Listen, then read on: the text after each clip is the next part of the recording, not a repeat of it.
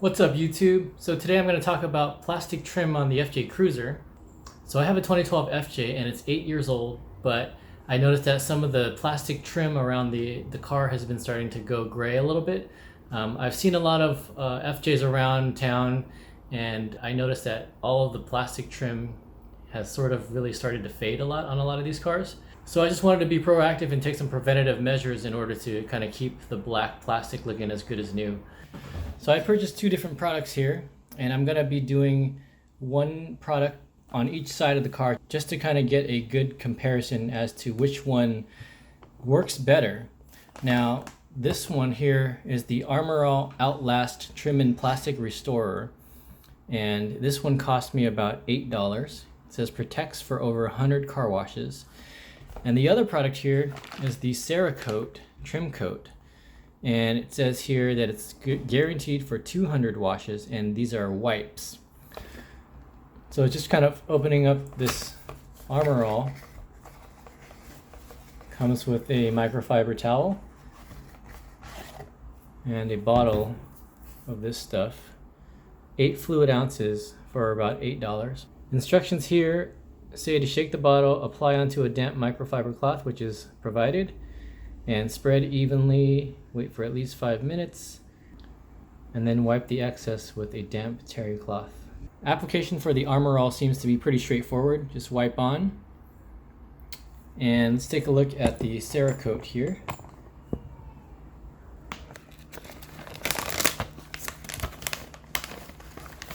Alright, so it looks like they provide you with some gloves.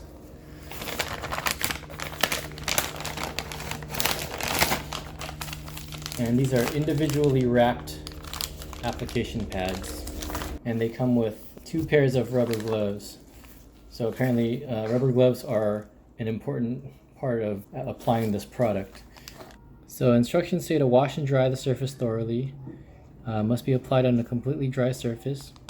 So it says after application, allow a minimum of 1 hour before driving or exposing to moisture. Yesterday I made sure to wash all the plastic trim parts with soap and water so that today it would be a completely dry surface. Now, what I'm also going to do is I'm going to take some painter's tape and I'm going to mask off the parts of the car where the plastic trim meets the paint, just in case I get some of the product on the paint.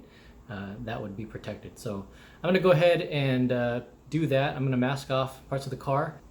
Now, as I mentioned, I'm going to be doing one product per side just to kind of compare and contrast the different products and see which one works better. One other important thing to note is that this process should be done in the shade. So I've parked the car in a shady spot and I'm going to get started.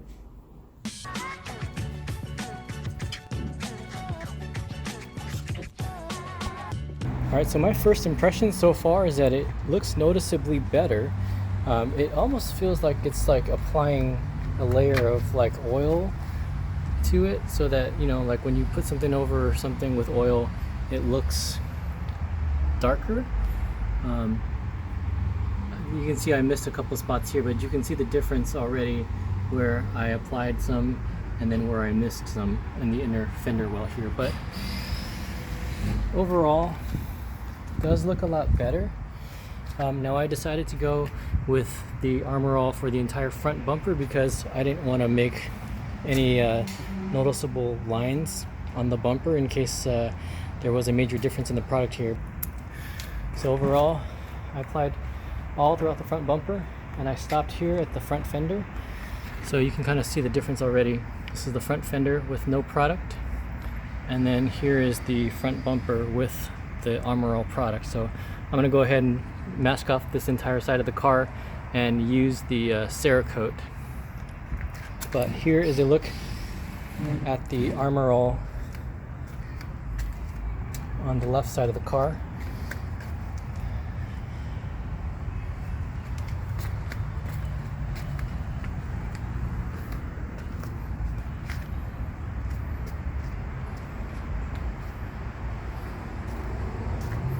Compared to the other side with no product.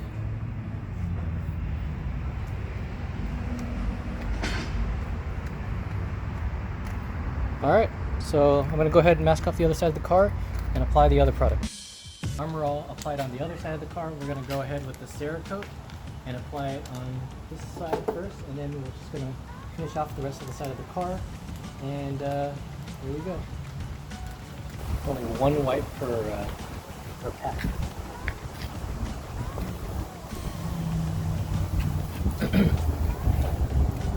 It's noticeably wetter.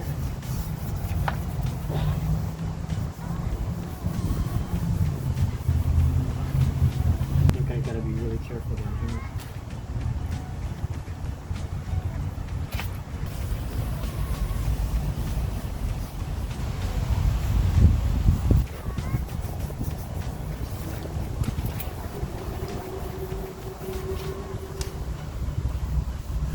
It already looks like there's like a layer of something on there, which is the whole point.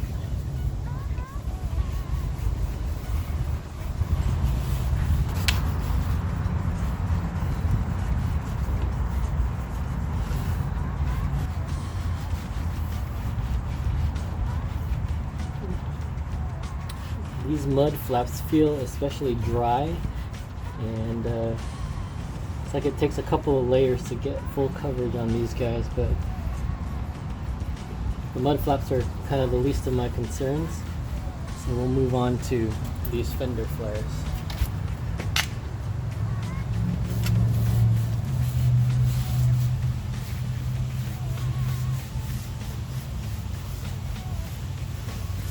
You almost have to be a little more careful with this product because it runs a little bit more. It's less controllable in a sense, where it's like taking a wet sponge and applying, whereas with the Armorall it's a little more viscous and a little bit more controllable. But since these come in sheets, it's not too bad. What I like about this is that you can actually see all of the parts that you've covered and the parts that you've missed. So for example, here I missed a little spot right here, so I can go over that again. Alright, just going to continue down.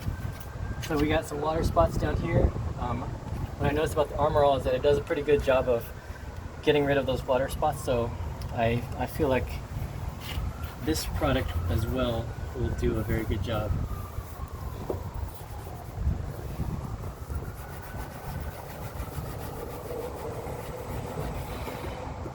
I can already start to feel the cloth getting dry a little bit, so I think it may be already time for a new bag, new packet.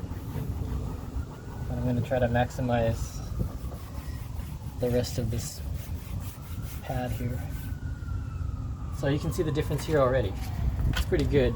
It says to wait an hour after application, so we'll go ahead and revisit this when everything's dry. But really, in the long term, I'm curious to see how these products compare when we revisit these in, like, 2, 3, 4 months down the line. So I'm going to go ahead and get another pad because it's having some trouble getting full coverage here.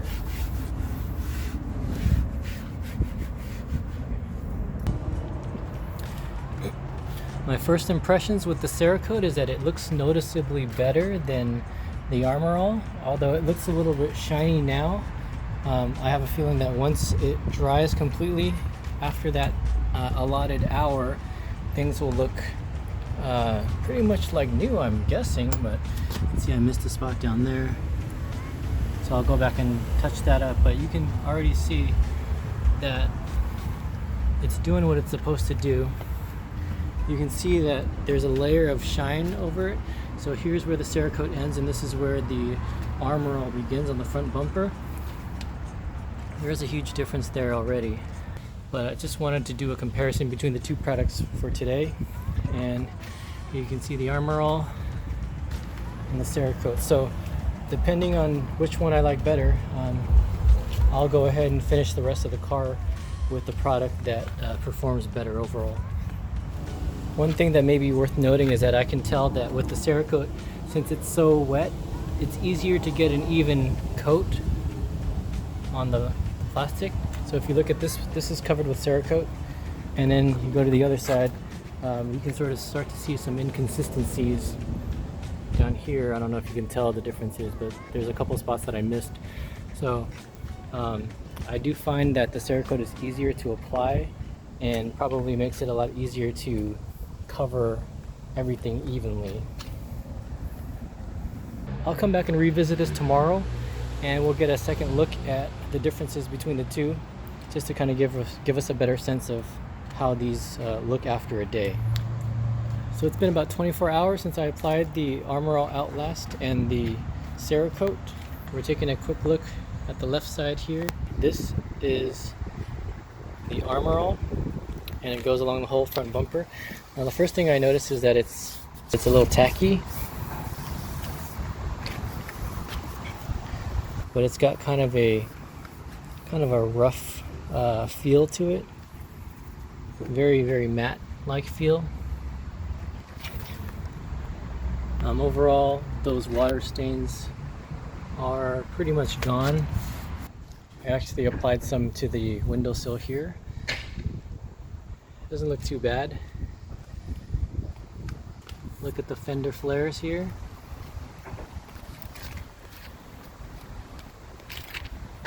Along the back side. And now we're getting over to where the Cerakote is. And you can see that it's noticeably shinier. It does feel very smooth. If I were to compare the two, personally, I like the look and feel of the Cerakote better. It does feel like there's a layer over it, which, you know, obviously there's a layer of ceramic over it now. It does feel very protected. It looks pretty much brand new. Here's a huge difference here. You can see where I taped over the plastic here, and you can see the difference of where the coating was not applied here. And also I stopped here, and you can see where some of the coating dripped onto this panel here, so you can see the difference between the shiny Cerakote application and just the regular bumper here. Now, one thing I will note is that the Cerakote is very streaky. I kind of ran out here, but like I mentioned before, the mud flaps weren't really a priority for me, but it's very streaky, so if you don't apply it evenly, you will get streaks. But it does feel really nice. See, I missed a spot right there. So if I were to go back and do this again, I'd probably get a more even coat. I'd probably be a little bit more liberal with the pad there. Also, I applied it to the window trim here. When I mentioned streaky, you can really see how obvious it is here. It's really hard since it's very I would say it's very thin. It is easy to cover the different parts of the trim, but as I mentioned before, it's very easy to see streaks, as you do see here. So I probably, if I were to do this again, probably would avoid doing this window trim here. Going back to the fender flares here, very smooth. So this is where the Cerakote ends, and this is where the Armorall Outlast begins. And there's a huge difference in the way it feels. This just sort of glides. My fingers just kind of glide off of it, and then it gets a little bit more sticky over here.